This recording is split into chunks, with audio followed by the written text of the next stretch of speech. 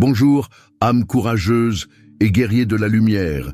Et si je vous disais qu'il existe un moment, une heure précise dans le cycle des 24 heures que le monde ignore, mais que le royaume spirituel redoute, une heure où le silence de la terre permet à la voix d'un seul homme, d'une seule femme, de résonner comme le tonnerre dans les cieux. Ce n'est pas 3 heures du matin, l'heure que tout le monde connaît comme l'heure des sorciers.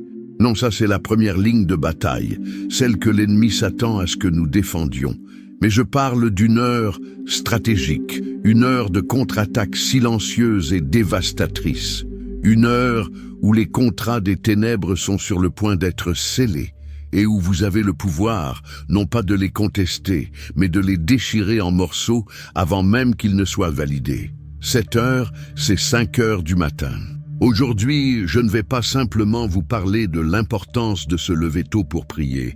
Ce serait trop simple, et vous l'avez déjà entendu. Aujourd'hui, je vais vous révéler la mécanique spirituelle cachée derrière cette heure précise.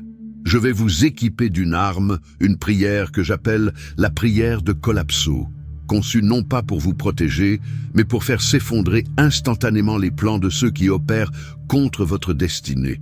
Nous allons transformer votre posture défensive en une offensive redoutable. Alors, avant de plonger dans ce secret qui va changer la trajectoire de vos journées, et peut-être même de votre vie, je vous pose une question. Êtes-vous prêt à passer du statut de cible à celui de chasseur dans la guerre spirituelle? Si c'est le cas, montrez-le-moi maintenant avec un j'aime sur cette vidéo pour signaler votre présence dans cette armée qui se lève. Déclarez que vous êtes prêts. Parfait. Commençons. Partie 1, 5 heures du matin, l'heure de la reddition invisible. Pour comprendre la puissance de 5 heures du matin, vous devez d'abord comprendre comment l'ennemi opère. Le royaume des ténèbres est légaliste. Il fonctionne avec des contrats, des accords, des réclamations. Pensez à un avocat malveillant qui travaille toute la nuit pour préparer un dossier contre vous. Il rassemble des preuves, des mensonges, des accusations. Son but est de présenter ce dossier au tribunal juste avant l'ouverture, avant que vous ou votre propre avocat n'ayez eu le temps de vous réveiller et de préparer une défense. Spirituellement, la période entre minuit et 4 heures du matin est celle où ces rituels, ces incantations et ces plans sont forgés contre les vies, les familles, les finances et les santé. C'est la forge de l'ennemi. Mais 5 heures du matin, c'est différent. C'est l'heure de la signature. C'est le moment où les entités spirituelles qui ont travaillé toute la nuit cherchent à protocoler leur dossier, à sceller leur contrat maléfique pour la journée qui commence. C'est comme si cet avocat malveillant déposait ses documents au greffe du tribunal céleste, espérant obtenir un jugement par défaut parce que l'autre partie, vous, est encore endormie, inconsciente de ce qui se trame. Votre silence à 5 heures du matin est perçu dans le monde spirituel comme un consentement tacite. C'est comme signer un contrat en blanc sans même l'avoir lu. Vous vous levez plus tard, à 7 ou 8 heures, et vous vous retrouvez à combattre toute la journée des problèmes, des frustrations, des blocages, sans réaliser que la cause a été validée légalement contre vous alors que vous dormiez. Mais imaginez maintenant, imaginez que vous vous leviez à 5 heures du matin. Vous entrez dans ce tribunal céleste. L'avocat de l'ennemi est là, son dossier à la main, prêt à le déposer. Et vous, par votre voix, par votre prière, vous vous levez et vous déclarez « Objection ». Non seulement vous objectez, mais vous prenez ces papiers, ces contrats, ces accusations et vous les déchirez devant le juge céleste. Vous n'attendez pas d'être attaqué pour vous défendre. Vous annulez l'attaque avant même qu'elle ne soit lancée. De plus, il y a un élément de surprise crucial. Le pic de la bataille spirituelle a souvent lieu vers 3 heures du matin. Les sentinelles, les intercesseurs, sont nombreux à veiller jusqu'à cette heure. L'ennemi s'attend à une résistance. Mais après 3h30, 4 heures du matin, il y a souvent un relâchement. Les forces des ténèbres pensent que la garde est baissée, que la bataille est gagnée pour la nuit. Elles commencent à ranger leurs armes, persuadées que les saints dorment. Votre réveil à 5 heures du matin est donc une embuscade spirituelle. C'est une attaque surprise derrière les lignes ennemies. C'est comme une armée qui, pensant avoir remporté la bataille et démontant son camp, se fait soudainement attaquer par un régiment d'élite qu'elle croyait endormi. La confusion et la déroute sont totales. C'est à ce moment précis que vous ne faites pas que bloquer leurs plans, vous les mettez en pièces. Partie 2. La physique spirituelle de votre voix, à 5 heures du matin. Maintenant, pourquoi votre voix est-elle si puissante à cette heure précise? Il y a une raison que j'appelle la physique spirituelle. Pensez à l'atmosphère d'une ville à 14 heures. Elle est saturée de bruit de voitures, de conversations, de musique, d'ondes radio, de signaux Wi-Fi. Il y a un brouillard auditif et énergétique constant. Spirituellement, c'est la même chose. L'atmosphère est remplie des pensées, des angoisses, des paroles, des prières de millions de personnes. Maintenant, pensez à l'atmosphère à 5 heures du matin. C'est le moment le plus silencieux de la journée. Le trafic est quasi inexistant. La plupart des gens dorment. Les ondes radio sont moins nombreuses. L'air est physiquement et acoustiquement vide. Ce vide est une opportunité spirituelle extraordinaire. Les sorciers et les occultistes le savent depuis des siècles. C'est pour cela qu'ils font leurs invocations les plus importantes avant l'aube. Ils utilisent ce que j'appelle une fréquence propre. Quand l'atmosphère est vide, la voix humaine, chargée d'intention et d'autorité spirituelle, ne subit aucune interférence. Elle ne se mélange pas à des milliers d'autres fréquences. Elle voyage comme un signal pur, une onde de choc dans le royaume de l'esprit. Quand vous priez, que vous déclarez la parole de Dieu à 14 heures, votre voix est puissante, mais elle doit traverser ce brouillard spirituel. C'est comme essayer de parler à quelqu'un à l'autre bout d'une pièce bruyante. Mais quand vous parlez à 5 heures du matin, c'est comme parler dans une cathédrale vide. Votre voix remplit tout l'espace. Chaque mot résonne. Chaque décret est entendu avec une clarté absolue. Votre parole, propulsée par la foi, devient la fréquence dominante dans l'atmosphère spirituelle de votre environnement. Elle est plus forte que n'importe quel murmure, n'importe quelle incantation lancée contre vous dans la nuit. Vous ne faites pas que parler, vous occupez le terrain sonore spirituel. Vous établissez la bande-son de votre journée avant que quiconque d'autre n'ait la chance d'allumer sa radio. C'est pourquoi la prière à 5 heures du matin est si efficace. Votre décret a moins de compétition. Il est limpide, direct, et il frappe sa cible avec une précision et une force inégalées. Vous prenez le contrôle des ondes spirituelles. Partie 3. De la défense à l'attaque, la prière de collapse. Ceci nous amène au cœur de notre révélation d'aujourd'hui. La plupart des chrétiens ont été enseignés à prier de manière défensive. Seigneur, protège-moi. Seigneur, garde-moi du mal.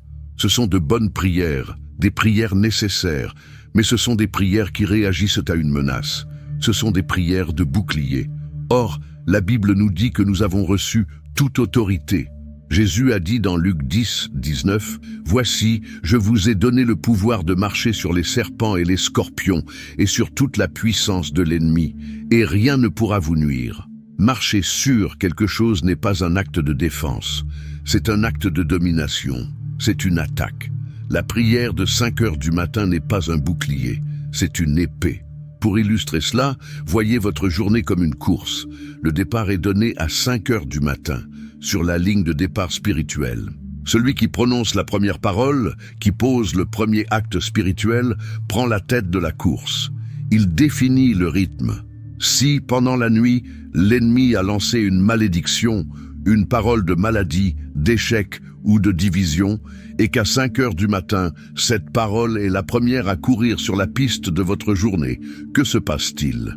Vous vous levez plus tard et vous passez toute votre journée à essayer de rattraper votre retard. Vous vous sentez constamment en difficulté, comme si vous luttiez contre un vent de face.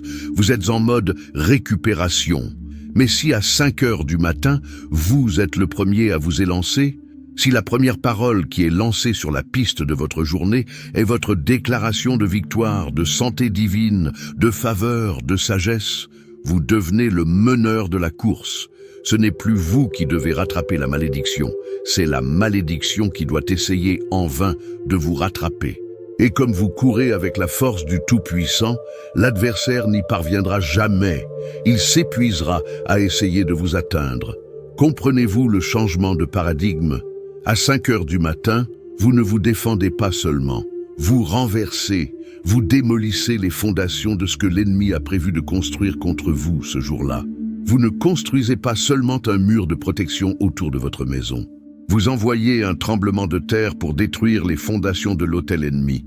C'est cela, la prière de Collapso. Ce n'est pas une prière pour survivre, c'est une prière pour régner. La phrase de pouvoir à retenir est celle-ci. À 5 heures du matin, vous ne vous contentez pas de vous défendre, vous faites tomber les piliers de l'autel de l'ennemi. Partie 4. Les déclarations chirurgicales, les paroles qui démolissent. Alors, que dire concrètement? Une prière de Collapso n'est pas vague. Elle est chirurgicale, elle est précise. Une prière générale comme Seigneur annule les plans de l'ennemi est bonne, mais une déclaration chirurgicale est une arme de précision. Elle ne blesse pas seulement l'ennemi, elle le démantèle. Voici des déclarations spécifiques, des décrets que vous devez apprendre à prononcer à 5 heures du matin, avec autorité et foi. Et je vais vous expliquer la puissance cachée derrière chacune d'elles. Première déclaration chirurgicale, toute sorcière, tout sorcier qui a terminé un rituel contre ma vie cette nuit, je retire maintenant votre carburant au nom de Jésus. Pourquoi cette phrase est-elle si puissante? Un rituel, pour fonctionner dans la journée, a besoin d'un carburant spirituel.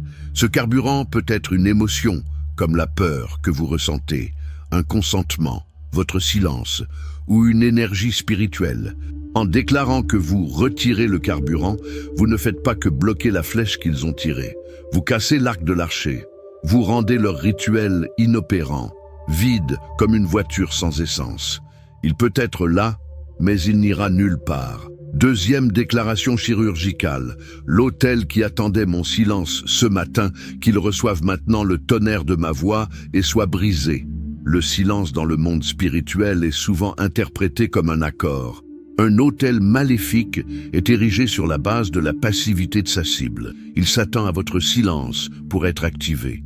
Quand vous prononcez cette phrase, vous signifiez que non seulement vous n'êtes pas silencieux, mais que votre voix est une arme de démolition. Le son de votre déclaration prophétique est une onde de choc qui vient fissurer et briser la légalité de cet autel. Troisième déclaration chirurgicale, là où des offrandes ont été faites contre mon nom, ma famille ou mon travail, je les transforme en poussière avant que le soleil ne se lève. Les offrandes dans le monde occulte sont des points de contact, des ancres spirituelles, pour qu'une malédiction puisse s'accrocher à une personne. Cela peut être un objet, une photo, ou même juste un nom prononcé. En déclarant que vous les transformez en poussière, vous utilisez une image biblique puissante. La poussière n'a aucune structure, aucune force. Vous pulvérisez le point de contact. La malédiction n'a plus rien à quoi s'accrocher. Elle devient sans effet, errant sans cible. Prononcez ces paroles à voix haute. Ne les murmurez pas. Laissez-les sortir de votre bouche, avec la conviction d'un général qui donne un ordre à son armée. Votre chambre à 5 heures du matin devient un quartier général de commandement spirituel. Partie 5. Le rituel de victoire. Ancrez votre autorité. Je veux maintenant vous donner un outil pratique, un acte prophétique pour ancrer ce que vous venez d'apprendre dans votre esprit et dans le monde spirituel. Un enseignement sans application est une épée sans poignée. Vous ne pouvez pas la saisir. Voici ce que vous allez faire dès ce soir. Avant de vous coucher, prenez une feuille de papier et un stylo. Asseyez-vous un instant au calme et demandez au Saint-Esprit de vous révéler quelle est la peur principale que l'ennemi utilise contre vous en ce moment. Est-ce la peur de la maladie, la peur de la faillite, la peur de la séparation, de la trahison, de l'échec? Soyez honnête. Écrivez cette peur en toutes lettres sur le papier. Par exemple, peur que mon entreprise fasse faillite ou peur que cette maladie s'aggrave. Pliez ce papier et placez-le près de votre lit. Demain matin, quand votre réveil sonnera à 5 heures, avant toute autre chose, avant de regarder votre téléphone, avant de boire votre café, prenez ce papier dans vos mains. Levez-vous, tenez-le fermement. Ce papier représente le contrat, l'accusation que l'ennemi a préparée contre vous. Puis à voix haute, avec l'autorité que Christ vous a donnée, vous allez faire cette déclaration. Au nom de Jésus-Christ, ce qui était écrit contre moi a été annulé. Ce dossier est clos. Ce contrat est déchiré. La peur écrite ici n'a plus de pouvoir, plus d'autorité et plus de place dans ma vie. Aujourd'hui, seule la main de Dieu écrit ma destinée. Après avoir dit cela, vous pouvez déchirer le papier en 1000 morceaux, le jeter ou même le brûler en toute sécurité, bien sûr. Cet acte physique et symbolique est incroyablement puissant.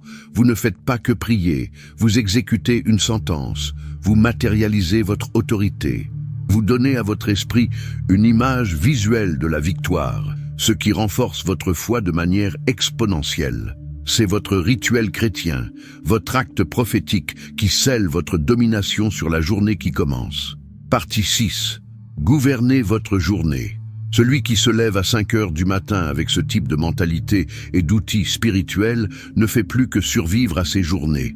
Il les gouverne. Vous ne subissez plus le programme que l'ennemi a défini pour vous. Vous imposez le programme du royaume des cieux sur votre propre vie. Vous marchez avec une assurance, une confiance, une paix, car vous savez que la bataille la plus importante de la journée a déjà été gagnée, alors que le reste du monde dormait encore. Les petits tracas, les défis, les oppositions que vous rencontrerez pendant la journée ne vous effraieront plus, car vous saurez qu'ils ne sont que les derniers soubresauts d'un ennemi dont le plan principal a déjà été mis en échec. Maintenant, je veux entendre votre voix. Je veux que la puissance que vous ressentez en ce moment ne reste pas confinée dans votre chambre. L'ennemi aime l'isolement. Notre force est dans l'unité. C'est pourquoi je vous demande de faire une chose. Allez dans la section des commentaires et déclarez cette phrase de victoire. À 5 heures, ma voix se lève et leurs autels s'effondrent. Ne faites pas cela pour moi. Faites-le pour vous, comme un premier acte d'autorité. Faites-le pour les autres. Chaque commentaire que vous lisez est une bannière de victoire qui renforce la foi de celui qui la voit. Cette section de commentaires n'est pas juste un espace de discussion, c'est un mur de déclaration prophétique. C'est un témoignage public dans le monde spirituel que l'armée de Dieu est réveillée. Ensemble, nous sommes plus forts. Et si ce message a allumé un feu en vous, alors abonnez-vous pour recevoir chaque jour des stratégies spirituelles comme celle-ci. Partagez cette vidéo avec au moins une personne que vous savez être en plein combat. Vous ne partagerez pas juste une vidéo, vous lui donnerez une épée. Pour finir, retenez bien ceci. Pendant que les forces des ténèbres courent pour essayer de vous faire tomber, il est déjà trop tard, parce qu'à 5 heures du matin, vous avez déjà parlé. Et quand vous parlez, il s'effondre. Soyez bénis et marchez dans votre autorité.